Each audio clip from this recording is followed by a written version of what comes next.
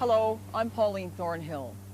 When the SS Florizel left St. John's Harbour on February 23, 1918, there was nothing to suggest that her run to Halifax and New York would be anything other than routine.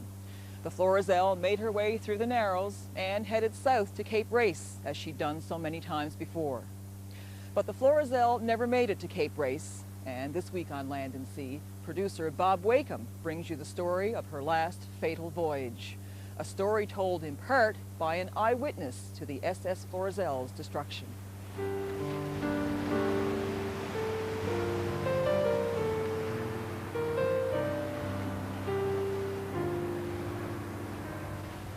Nearly 85 years ago, on this very beach near Cappahayden on the southern shore, Paddy McCarthy witnessed one of the worst marine tragedies in Newfoundland history. McCarthy is 99 years old now, an incredibly spry and alert man whose lucid recollections of the 1918 Florizel disaster totally defy his age. Well, boys, a sad-looking sight, all right. She was hooked up on a rock, and there was a part of her, the stern of her, was underwater. It was only the bow part of her was up. Then, a scattered time you see the stern of her, the back of her, you know. When the sea come in and cover right over. As a 15-year-old boy, McCarthy stood with a group of fishermen and watched in total horror and amazement at the dramatic sight of one of Newfoundland's most luxurious vessels, the Florizel, crushed against the rocks. A mere 700 feet away, many of its passengers already dead, the remainder clinging to life aboard what was left of the battered ship. Oh, we know now how miserable, because they had to be wet. The water was going over, and I was wondering they weren't all lost, you know. And here, they stayed there the whole day and all night, that night. I tell you, they suffered something. Now, you know, she's not very, we say she's not very wide, let her be 15 or 20 feet wide. I'd say if she had to go that much out further, she'd escape the rock. Or if she had to go on the inside, she'd run a pretty handy touch the oar, you get out of her. Like. But here she went right on the friggin' rock.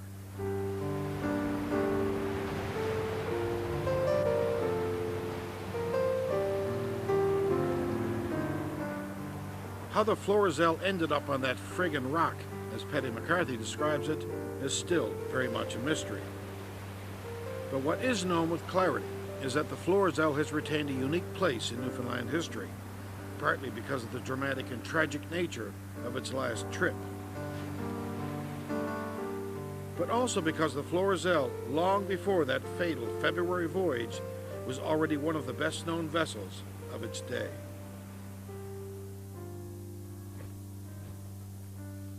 Frank Galgay has written a number of books on Newfoundland marine disasters, including, of course, The Last Trip of the Florizel.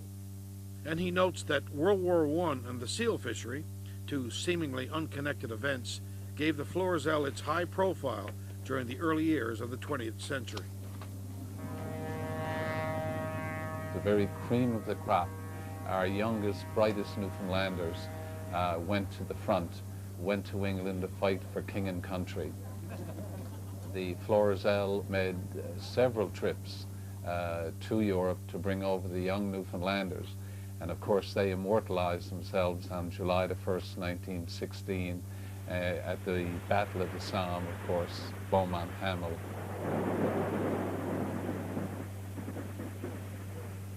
Not only that, the Florizel was very, very well known to all Newfoundlanders because it was actively involved in the sealing industry in Newfoundland.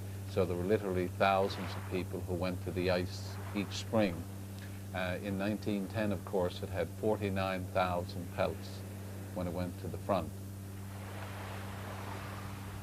But when she wasn't sailing, the Florizel was a traveling choice largely for the well-off. It was a classy boat. It had 4 decks, it had a stateroom, a saloon, very classy eating area, And I would say more than likely that you were either middle class or upper middle class who took advantage of the travel in those days. You were fairly well-to-do. And so, on that Saturday night, February 23rd, 1918, it was not an impoverished group of passengers who were on board the Florizel as it steamed out to the St. John's Narrows.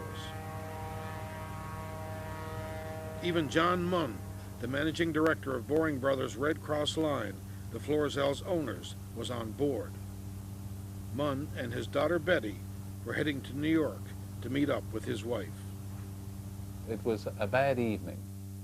It wasn't a very pleasant evening. And of course the forecast for the next day also predicted worse weather, slab ice, gale winds, and drifting of snow. And ordinarily, would that be a cause for concern, or was the Florizel the kind of vessel that could handle that kind of weather?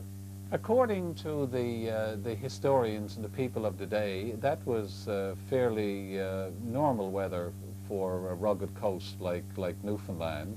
And of course, Captain William Martin was a very experienced mariner, and this really didn't perturb him whatsoever. But between that Saturday night departure and the early morning hours of Sunday, February 24th, the Florizel steamed off course, and the results were catastrophic. I altered the course to west-southwest so as to go around Cape Race at 6. The wind was southeasterly and it was blowing a moderate gale. I knew that I had lots of room. Steering on like that, I would take the ship round the Cape 3 or 4 miles off. I reckoned that I had any amount of room to go around. All of a sudden from the watch, a gentleman observes that there's slab ice, and he continues, of course, towards the slab ice. And this is the horrific thing about it. What he considered to be slab ice was not slab ice, but it was heavy breakers or waves rolling in, creating this terrific foam, white foam, which gave the impression that it was ice. And that's when the Florizel struck the rocks, Hornhead, and Capahaden with a vengeance. When the ship struck, I put her full astern and told the chief officer to send a message to Cape Race that the ship was aground. I gave orders to get the boats out. The purser who was near, I told to get all the passengers ready to leave the ship if necessary. I then saw the impossibility of launching the boats as the seas swept clean over the ship. People were in their cabins, people were below different areas of the deck, people were rushing out in their nightgowns, their pajamas, because you must realize that this took place between 4 or 5 o'clock in the morning when people were asleep. There was total confusion. As the spray came in, of course, it began to freeze, and people were coming down gangways and coming down in different areas of the ship, were just sliding off the ship into the churning waves and water that was around. As the people on the Florizel struggled to survive, residents of nearby fishing communities, including Renew's, Paddy McCarthy's hometown, could hear the desperate and pleading sounds of the Florizel's whistle. We got up a Sunday morning and went to Mass. And after we coming out of Mass, we heard tell about the Florizel being ashore in Capahaden, where it was a Horn Hill, just above Capahaden. Everybody had to go up to the rake shore. We drove up on the horse and slide, went over the ponds. All we could see is the Florizel and the water going over when the swells come in, you know. Should wash. Well, the stern part of her was underwater, clear of a scatter time when the swells go out, you know, you see a bit of the stern. But all the bow of her, that was on the rock. But the sea used to wash right over that too, see. No one could do anything to help them. All you could do, here, everybody standing on the cliff and just looking out. That's all you could do. You couldn't get handy to it. Because the water was so rough. Oh, good Lord, yes. and you know, another thing, too deep. They were between the rock and well, she was to land. The fishermen couldn't get out because of the storm and because of the waves. They would lose their own lives, and it was impossible to get out there. However, to give some hope to those that were struggling for survival on the Florizel, they lit fires on the beach, and that, I would guess, was some form of hope that there were people on the beach that were ready and willing to be of assistance to them.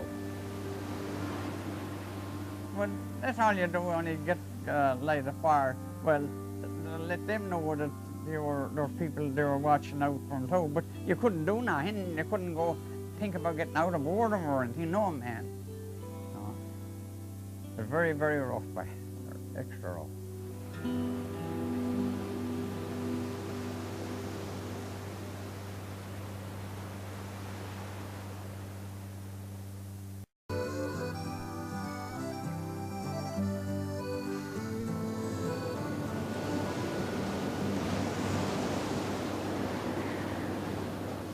Many of the people who eventually survived the Florizel tragedy did so by scrambling into the Marconi house, a tiny shack-like compartment that managed to withstand the ferocious waves that continually slammed the stricken vessel. The place was jammed with people. I had to squeeze my way in, and someone held me until I recovered. I thought those inside were the only survivors. I believed if something were not done quickly, they would go too. The people in the Marconi room, desperate to survive and knowing dozens of their fellow passengers had already died, did their best to let Paddy McCarthy and the other fishermen on the beach know there was still life on the Florizel. You could see when they put their hand out through a door or porthole or whatever it be, you could see waving and let you know there was someone alive aboard of us. When the swell died down a bit, you know, you see putting out their hand or something, or waving, you know, something like that, so to let you know that there were some people aboard or alive.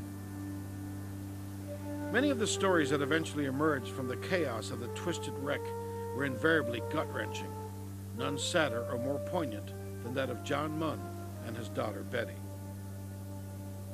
He took her in his arms and went above on the deck, and as he was walking down, a huge vicious wave came in and literally snatched or grabbed his little daughter from his arms, and she was taken out into the Atlantic.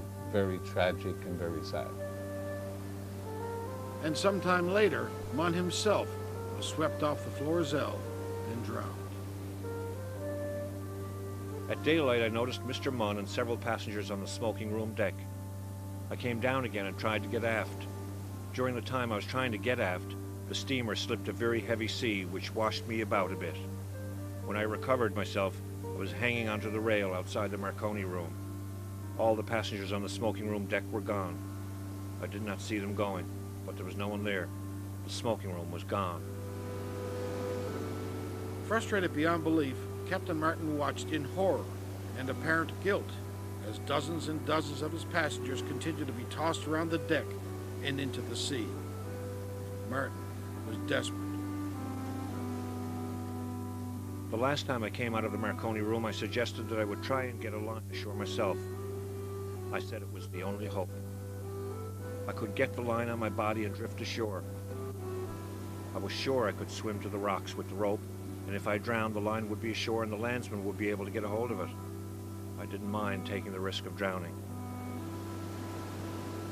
They told me it was madness and that I couldn't do it. I did not listen but searched for a line. I could not find one. Everything was underwater or washed off the deck. There was no line to be had. Eventually, I decided to remain, and soon night came on. On shore, Paddy McCarthy and his friends looked on as body after body washed like rag dolls onto the beach. You had to take the bodies into Cappyhaven Station for to go out on the tree end, do you understand? And I know I brought in, I believe the woman's name was Mrs. Butler, fine, big woman. There were many more Mrs. Butlers to be taken by the Southern Shore fishermen from the water off Cappahayden.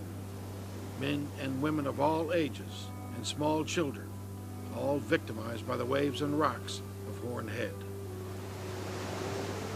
When we return, more of the horrendous story of the Florizel.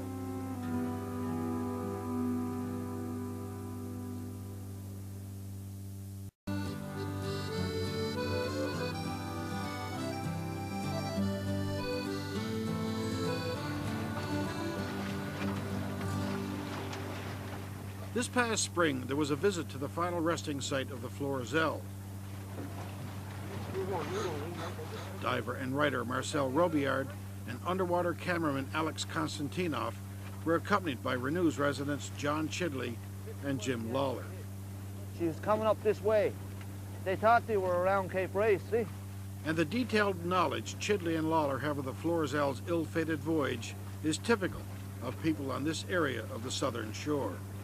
There was a massive sea on. It was terribly rough. So I mean, like when there's a good sea on, you wouldn't want to be where we're to right now. But this that land there, that hasn't changed that much since No. 1918. I mean, that's what they would have seen looking in there, eh? From the ship. Yes, that's exactly. It's pretty much the same, yeah.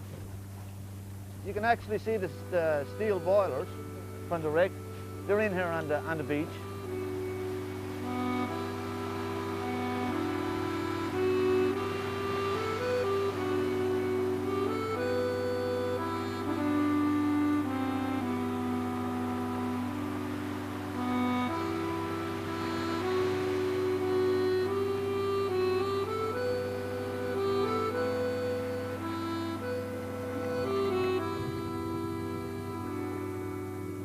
Out on the ocean floor, though, there's not much to be seen of the Florizel's remains on this particular day.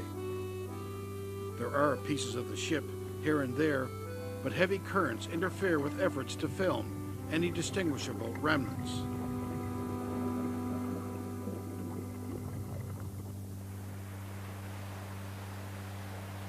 But nothing seems to interfere with Paddy McCarthy's remarkable memories of the Florizel. He could still recall, for example, the sight of rescue ships arriving from St. John's on the afternoon of Sunday, February 24th. That day around 1 o'clock or 2 o'clock, you could see the steamers coming up from town and anchoring there. They couldn't get handy to her either there. Some of the steamers come in from out and some couple come in here just for the night, yeah. It was Monday morning, in fact, the 25th, before rescuers were able to take survivors from the Florizel's shattered deck.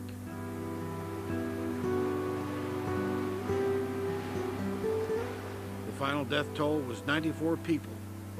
There were 44 survivors. There have been speculative theories and rumors throughout the years as to the cause of the Florizel disaster, but nothing definitive has ever been proven. Officially, a marine inquiry in March of 1918 held Captain William Martin responsible because he was in charge of the ship, and it was Martin who was punished. He had to take responsibility, and of course his license certificate was suspended.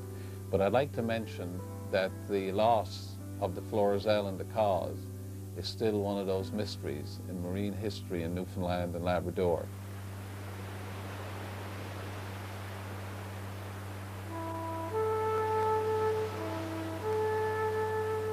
A good distance from the deadly rocks off Cappahayden, there's another, more sedate reminder of the Florizel tragedy. In memory of Betty Munn, the little girl who perished in the disaster, her family had this statue of Peter Pan erected in Boring Park in St. John's.